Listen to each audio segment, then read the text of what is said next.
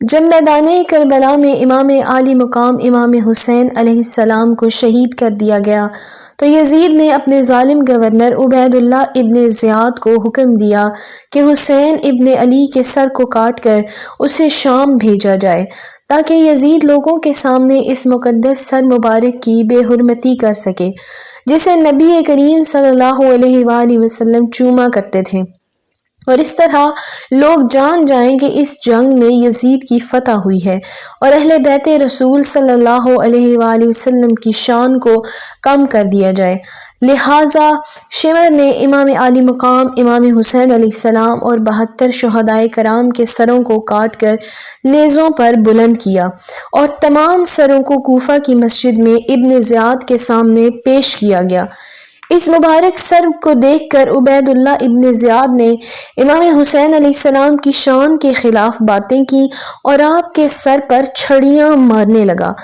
اس دلخراش منظر کو دیکھ کر وہاں موجود ایک صحابی رسول حضرت انس رضی اللہ تعالی عنہ نے فرمایا کہ افسوس ہے تجھ پہ، جس جگہ تو چھڑیاں مار رہا ہے یہ وہ جگہ ہے جہاں اللہ کے رسول صلی اللہ علیہ وآلہ وسلم بوسہ لیا کرتے تھے۔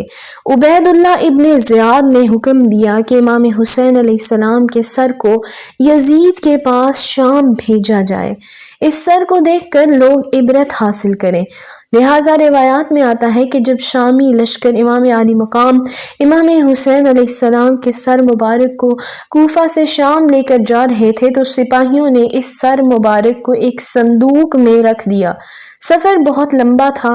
جب بھی قافلے والے کسی مقام پر پڑاؤ ڈالتے تو امام عالی مقام امام حسین علیہ السلام کے سر مبارک کو اس صندوق سے نکالتے اور ایک نیزہ پر رکھ کر اس کی حفاظت کرتے تھے۔ پھر روانگی کا موقع ہوتا تو سر کو صندوق میں رکھتے اور روانہ ہو جاتے۔ اس طرح سفر کے دوران وہ ایک کلیسا کے پاس پہنچے جہاں عیسائی عبادت خانہ تھا۔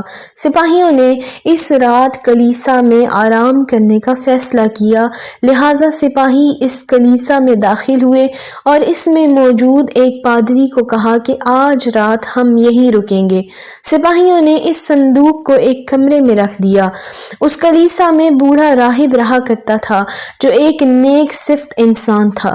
نبی پاک صلی اللہ علیہ وآلہ وسلم اور آپ کے اہل بیت اطہار سے نہایت ہی محبت اور عقیدت رکھتا تھا۔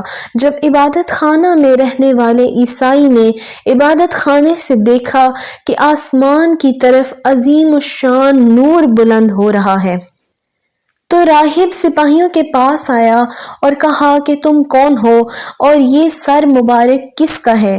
ان لوگوں نے کہا کہ ہم اہل شام ہیں اور یہ سر محمد مصطفیٰ صلی اللہ علیہ وآلہ وسلم کے نواسے امام حسین ابن علی کا ہے۔ اس نے کہا تم کیسی بدبخت قوم ہو، قسم خدا کی اگر حضرت عیسیٰ علیہ السلام کی نسل مبارک کا کوئی فرد اب بھی موجود ہوتا تو ہم اس کی ایسی تعظیم کرتے کہ ہم اس کو اپنی آنکھوں پر رکھتے، جبکہ تم نے اپنے نبی کے نواسے کے ساتھ یہ حشر کیا ہے۔ پھر کہنے لگا اے لوگو، مجھے 10,000 دینار میرے آباء و اجداد سے وراثت میں ملے ہیں، اگر میں 10,000 دینار تمہیں دے دوں تو کیا یہ سر انور آج رات مجھے رکھنے کے لیے دو گے؟ یزیدیوں نے کہا کیوں نہیں؟ پس عیسائی راہب نے 10,000 دینار سے بھری ہوئی تھیلی انڈیل دی۔ ان لوگوں نے دینار گن کر تھیلی میں رکھ لیے، اس پر مہر لگا کر صندوق میں محفوظ کر لیا، پھر سر مبارک کو عیسائی راہب کی طرف بڑھا دیا۔ راہب نے کہا کہ یہ سر مبارک آج رات میں ہی رکھوں گا۔ راہب نے نہایت ہی تعظیم کے ساتھ سر مبارک کو لے کر اس کو غسل دیا اور گود میں رکھ کر رات بھر روتا رہا۔ جب صبح کا وقت ہوا تو کہا اے سر انور، میں اپنے آپ پر ہی قابو رکھتا ہوں اور گواہی دیتا ہوں کہ اللہ کے سوا کوئی معبود نہیں ہے۔ اور آپ کے نانا حضرت محمد مصطفیٰ صلی اللہ علیہ وآلہ وسلم اللہ کے سچے رسول ہیں۔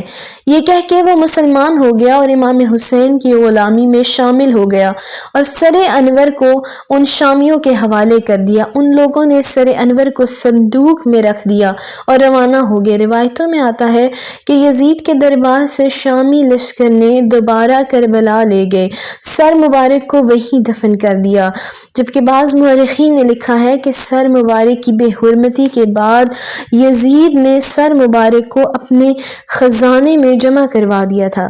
جب عباسیوں کی حکومت آئی اور خلیفہ منصور نے شام فتح کیا تو شہر میں داخل ہونے کے بعد وہ سب سے پہلے یزید کے محل میں داخل ہوا اور خزانے والے کمرے میں گیا۔ وہاں اسے ایک ٹوکری ملی، لہٰذا سپاہیوں کو حکم دیا کہ اس ٹوکری کو کھولا جائے۔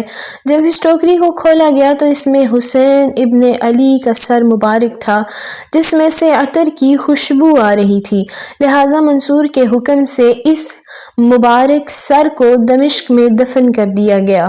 امام عالی مقام امام حسین علیہ السلام کے سر مبارک سے متعلق ایسے بے شمار واقعات اور کرامات کا ذکر کتابوں میں ملتا ہے جو آپ علیہ السلام کی عظمت اور آپ کی شان کی گواہی دیتا ہے، جیسا کہ اللہ تعالیٰ نے قرآن مجید فرقان حمید میں فرمایا، اور جو اللہ کی راہ میں شہید کیے گئے ہوں ہرگز انہیں مردہ خیال نہ کرنا، بلکہ وہ اپنے رب کے پاس زندہ ہیں اور انہیں رزق دیا جاتا ہے۔